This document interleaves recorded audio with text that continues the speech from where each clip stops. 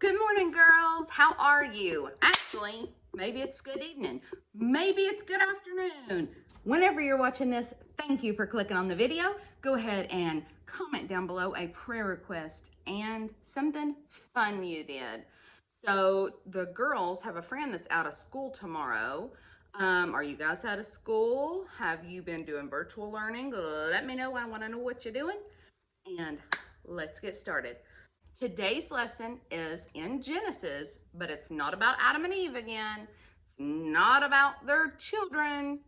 It's about Abram or Abraham, which his name will be changed to by the end of our lesson. So go ahead and turn to Genesis 12, verse 2, and hold your spot there. God chose a man, Abram, for something special. God said, leave your land, leave your relatives, and go to a place where I'm going to tell you to go. I'm not going to give you a map. You're not going to exactly know where you're going. You know, like on road trips, your dad might be driving and your mom might have a map or now a GPS, and we'll say, all right, Dad, this next exit you need to get off of, and then we're going to go this many miles and da-da-da. Abram didn't have that. God just said, go, and I'll tell you when to stop. I'll tell you to go to the right or the left. You just go. That takes a lot of faith. I don't know if Preacher Lee would get in the car with me and I would say, just drive, I'll tell you where to go. Don't know that he would trust my directions because I can barely navigate through our town. So, in Genesis chapter 12, verse 2, it says a promise that God made to Abram.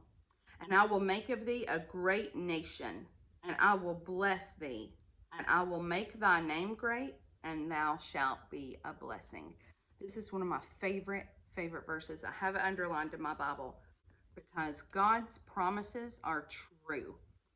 He will never go back on a promise.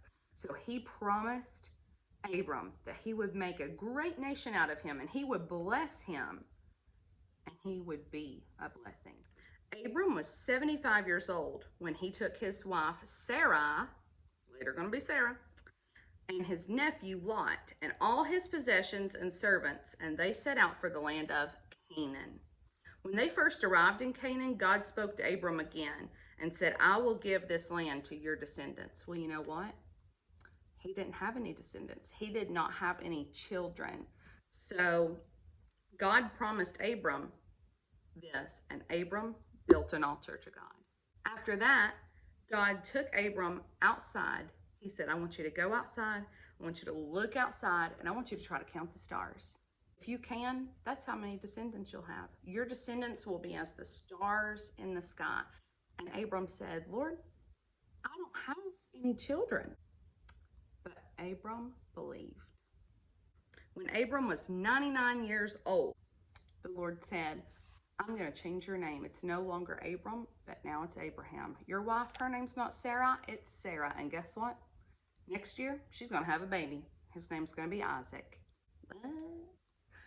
Abraham's 99 years old. Sarah's 90. And she's going to have a baby? That's crazy. But guess what happened? It happened. And his name was Isaac. And God promised Abraham that the same covenant and promises that God promised to Abraham, he would also keep those promises with Isaac. Guess what? He also kept it with Isaac's son, Jacob, and so on and so on. God is always faithful, and he always keeps his promises. Our memory verse today is in Isaiah. So turn to Isaiah 40, verse 28. It says, hast thou not known, hast thou not heard that the everlasting God, the Lord, the creator of the ends of the earth, fainteth not, neither is weary.